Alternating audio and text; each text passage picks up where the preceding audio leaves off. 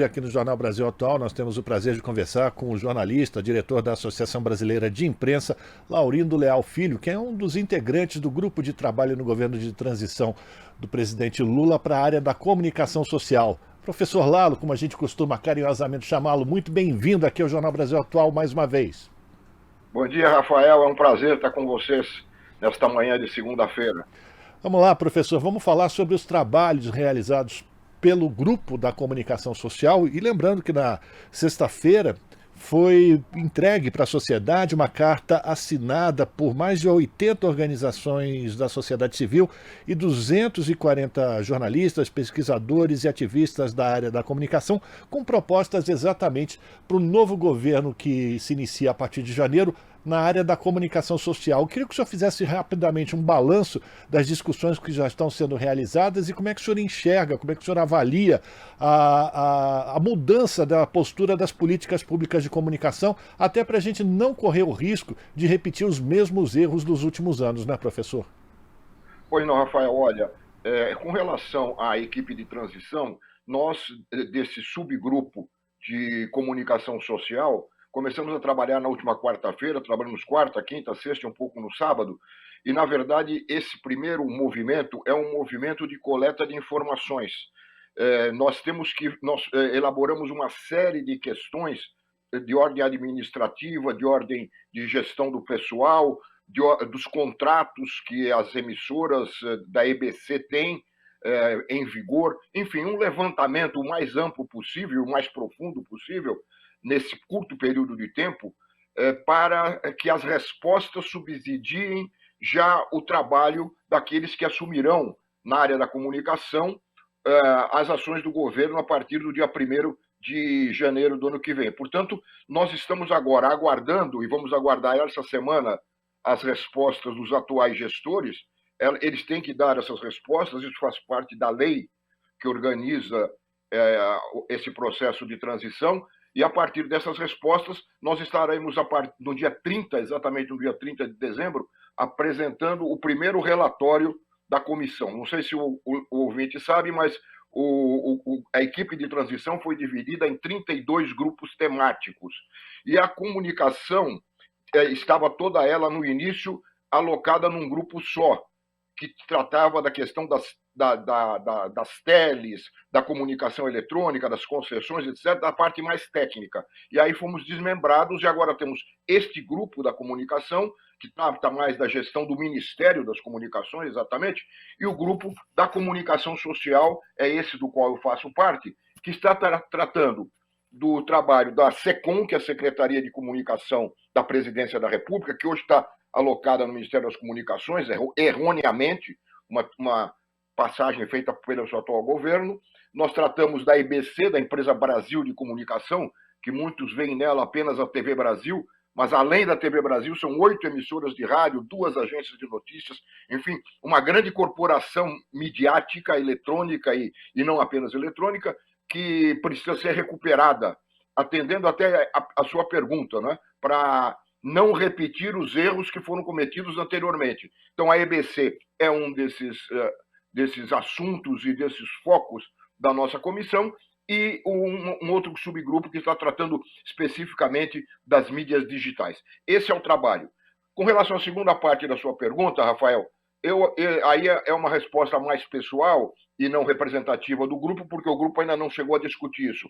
Mas eu não acho que nós temos do meu ponto de vista, nós temos a grande oportunidade, e não podemos perdê-la, de colocar a comunicação como um eixo transversal em todas as políticas de governo. Não adianta você ter excelentes políticas de governo e depois ter 58 milhões de eleitores que votam contra estas políticas, como nós tivemos agora. Eu disse outro dia num debate aqui no Rio de Janeiro que uma sociedade que tem 58 milhões de eleitores de um sujeito como esse que ocupa a presidência da República é uma sociedade doente. E nós temos que averiguar quais as causas das doenças. Um sintoma, sem dúvida alguma, é o sintoma da comunicação. A comunicação não operou no mesmo nível e no mesmo ritmo dos outros setores dos governos do presidente Lula e da presidenta Dilma, e acabou nos trazendo, em grande parte, esse erro é responsável para que nós chegássemos a essa situação que nós vivemos na última eleição, apesar da excelente vitória do presidente Lula. Mas é inconcebível uma sociedade que tem 58 milhões de votos que escolhem por várias razões um presidente como esse, votam num presidente como esse. Então, a comunicação é fundamental e eu acho que ela é o ponto de partida no dia 1º de janeiro para uma nova política pública de comunicação no Brasil. Em síntese, Rafael, eu sei que o tempo é curto, em síntese é isso. Pois bem, professor, vamos fazer então, deixar claro que dessa diferenciação. A SECOM cuida basicamente das verbas publicitárias, do dinheiro do governo federal para dar publicidade às suas ações. E a EBC e as emissoras, elas cuidam da produção de conteúdo de caráter público.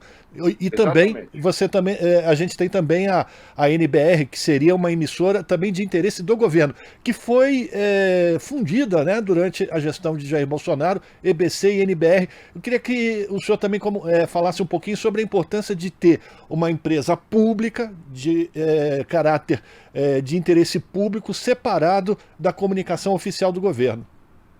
Bom, em primeiro lugar com a SECOM, em relação à SECOM, realmente ela é a operadora nessa distribuição de verbas. Mas eu acho que eu me incomodo um pouco falar em distribuição de verbas. Na verdade, é pagamento por serviços de propaganda, de publicidade, que o governo tem a obrigação de fazer. Né? E não, por exemplo, nós não temos mais o Zé Gotinha. Nós tivemos uma pandemia, nós temos a volta de doenças que estavam erradicadas e não temos o Zé Gotinha. O Zé Gotinha não era propaganda de governo. O Zé Gotinha era uma informação de sobrevivência da sociedade, que tem que ser paga com verbas do governo. Então, esse é um setor realmente de atuação da Secretaria de Comunicação, que é de operar a publicidade das ações governamentais, e não a publicidade laudatória do governo do dia. É para publicidade, para informar a sociedade como é que ela vai ter acesso ao Minha Casa Minha Vida, a luz para todos, informações específicas para melhorar a vida do cidadão. Então, essas verbas estão alocadas na SECOM, que, além disso, tem outras ações. Por exemplo, uma secretaria de imprensa para estabelecer o contato do governo com os órgãos de imprensa em geral no país, e que foi destruída, acabou. Né? No atual do governo, ela precisa recuperar, é preciso haver um trânsito bastante fluido entre o governo e os meios de comunicação, e isso é uma atividade da Secretaria de Comunicação. Com relação a... Isso é a comunicação, oficial, né? Com relação à comunicação pública, eu não sei se o ouvinte sabe, mas a Constituição brasileira diz que os meios de comunicação eletrônicos devem operar como empresas públicas, privadas e estatais. Estatais, você lembrou aí, Rafael, é a NBR, por exemplo, a empresa do governo federal para transmitir pela televisão as ações do governo federal. Então, essa atende esse preceito da Constituição de ter uma emissora, uma comunicação estatal. Nós temos as privadas, que são essas Globo e todas as outras que são hegemônicas no Brasil, e tínhamos a EBC, que foi destruída por esse governo atual, fundiu a EBC e a TV Brasil com a TV NBR, portanto, nós não temos mais a separação do que é público e do que é estatal. Então, uma das primeiras ações, isso já até outros componentes do grupo de transição já têm falado, uma das primeiras ações é separar. A NBR volta a ser governamental, operada pelo governo federal, e a TV Brasil, operada pela Empresa Brasil de Comunicação, uma empresa pública gerida, em última instância, por um conselho curador formado por representantes da sociedade que dão as linhas gerais dessa empresa, dessa TV, das emissoras de rádio, das agências. Este conselho curador, que dá o caráter público, né, isola a emissora do governo, este conselho curador foi destituído no primeiro ato do golpe do Temer. A primeira ação do golpe do Temer foi acabar com o conselho curador, acabar com a possibilidade de você ter atender à Constituição. Ele cometeu um ato anticonstitucional logo no primeiro dia do seu mandato. Nos primeiros dias do seu mandato, ele acabou com o caráter público. E essa é uma recuperação que também deve ser imediata. Eu tenho a impressão, e eu espero que isso aconteça, que os grupos de trabalho agora da transição vão sugerir ao novo governo que o Conselho da EBC, da TV Brasil, das emissoras de rádio, seja reimplantado logo nos primeiros dias de governo para recuperar esse caráter público, que é fundamental. Sem uma comunicação pública, você não tem uma democracia operando eficazmente, porque todas as ideias, todas as posições políticas ficam concentradas nas mãos dos interesses privados, né, que combinam os interesses dessas empresas com os grandes interesses financeiros, comerciais, etc., da nossa sociedade. Então, o grande caminho para a democratização, um dos grandes caminhos, Rafael, para a democratização da comunicação é você ter uma comunicação pública forte. E eu espero que isso seja reimplantado logo no início do governo do presidente Lula. A gente está conversando aqui no Jornal Brasil Atual com o jornalista, diretor da Associação Brasileira de Imprensa, Laurindo Leal Filho, que a gente carinhosamente chama de professor Lalo, até por conta de sua atuação na Universidade de São Paulo como mestre de tantos profissionais que estão hoje no mercado. E aí eu quero agora tocar com o senhor, professor, num ponto que é muito sensível durante muito tempo, ainda nos governos de Lula e Dilma. Isso foi explorado de uma maneira muito negativa, que era a regulação do mercado da mídia. E agora a gente tem um novo ator muito importante, que são as plataformas nas redes sociais. Como fazer uma regulação ou como propor controle, não controle como censura, mas efetivamente o controle daquilo que se coloca para a população, e a gente hoje percebe muito bem a desinformação como sendo um motivo ou um mote principal desse governo que está terminando agora, né? Bom, em primeiro lugar, Rafael, a gente não pode ter medo da palavra regulação. Algumas pessoas falam, não pode falar na regulação, porque regulação parece censura. Ora, você não tem inúmeras agências reguladoras no país, reguladoras de vários setores? No mundo civilizado, desenvolvido, de democracias sólidas, não é? Você tem agências reguladoras, sim, da comunicação. Você não pode deixar um setor tão sensível da economia todo ele entregue às ondas do mercado, aos interesses comerciais. Essa luta pela regulação dos meios de comunicação é uma luta muito antiga e ela tem a sua base na Constituição, volto a citar, tem a sua base na Constituição Federal de 1988. Pela primeira vez na história do Brasil, na história das constituições brasileiras, a de 88 dedicou um capítulo exclusivo à comunicação social. São 5 artigos, a maioria deles que nunca foram regulamentados por leis infraconstitucionais que dariam operacionalidade aos dispositivos constitucionais. Por isso não foram aplicados. Então, quando a gente fala em regulação, parece que é um bicho de 7 cabeças. E não é. Muito desta regulação, ela se resume à possibilidade exclusiva de você colocar em prática o que manda a Constituição. Está lá, impedir a existência de oligopólios e monopólios. Nós sabemos como funciona a mídia eletrônica e a mídia em geral no Brasil. São grandes oligopólios. Incentivo a programas de caráter cultural, educativo, informativo. Nós temos programas policiais na TV que incitam a violência e o crime, portanto, são anticonstitucionais. Nós temos, a Constituição determina que as programações sejam regionalizadas, e nós continuamos tendo preponderância absoluta do eixo Rio-São Paulo. Mais do que isso, só para resumir um pouco o que diz lá o capítulo da comunicação social, mais do que isso, incentivo à produção independente, ou seja, quem ganha uma concessão de rádio ou televisão, como são as concessões, né, de Record, Bandeirantes, Globo e companhia, quem ganha uma concessão não pode ser também o único produtor de conteúdo. Tem que abrir os seus espaços para outros conteúdos. Você já imaginou se isso fosse colocado em prática no Brasil?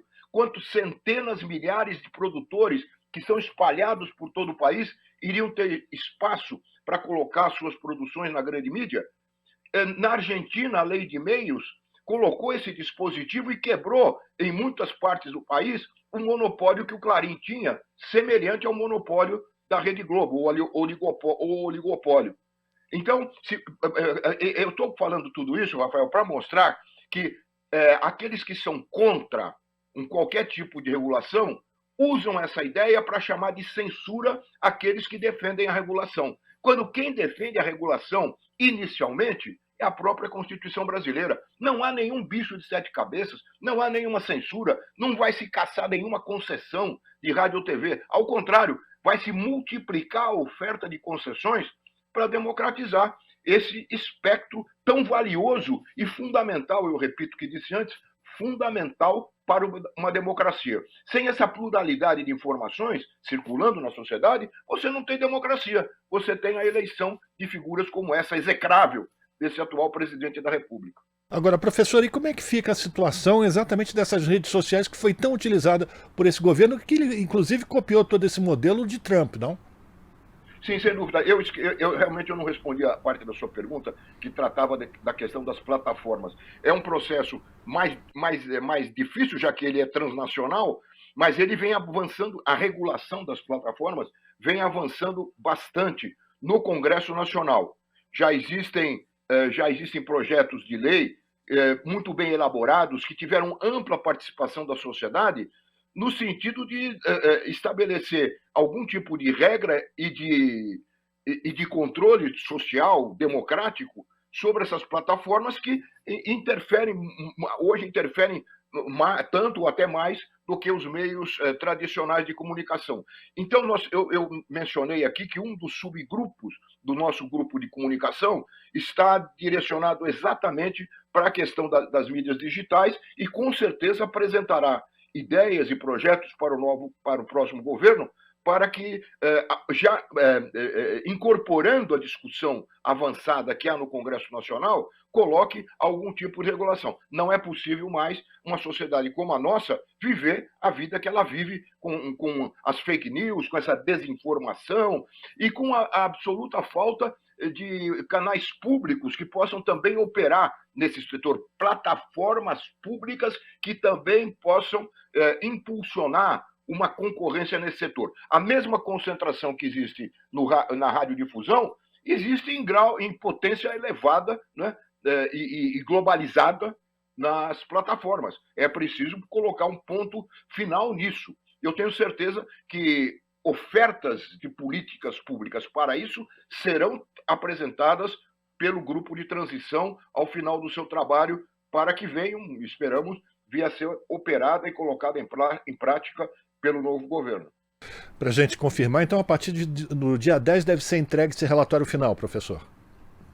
Dia 30 agora de dezembro, nós apresentaremos o primeiro relatório, que é uma compilação das informações que nós estaremos recebendo do atual governo, resposta às perguntas muito detalhadas, no nosso caso, que fizemos para o governo, sobre pessoal, sobre contratos de publicidade, sobre contratos com fornecedores, contratos com produtoras de televisão que vendem os seus programas para a TV Brasil, enfim. No dia 30 nós vamos apresentar o relatório com essas respostas. No dia 10 de dezembro, o relatório final de todo o trabalho, que eu acredito já aponte aí não apenas respostas, mas alguns caminhos que eventualmente possam vir ser adotados pelo próximo governo. São 2 relatórios. Perfeito. Quero agradecer a participação do jornalista, diretor da Associação Brasileira de Imprensa, ABI, professor Laurindo Leal Filho, aqui no Jornal Brasil Atual, que integra o subgrupo de comunicação social do Grupo de Trabalho de Transição do governo Lula. Professor, muito obrigado pela sua participação. Bom trabalho a todas e todos que participam do Grupo de Comunicação Social, e que possa ser apresentado um documento que ajude a gente a avançar com relação à democratização dos meios de comunicação no próximo governo. Muito obrigado, professor. Eu que agradeço, Rafael. É sempre um prazer falar com os ouvintes da Brasil Atual. Um abraço. Um abraço. Conversamos com Laurindo Leal Filho, aqui no Jornal Brasil Atual. Estamos apresentando Jornal Brasil Atual. As notícias que os outros não dão.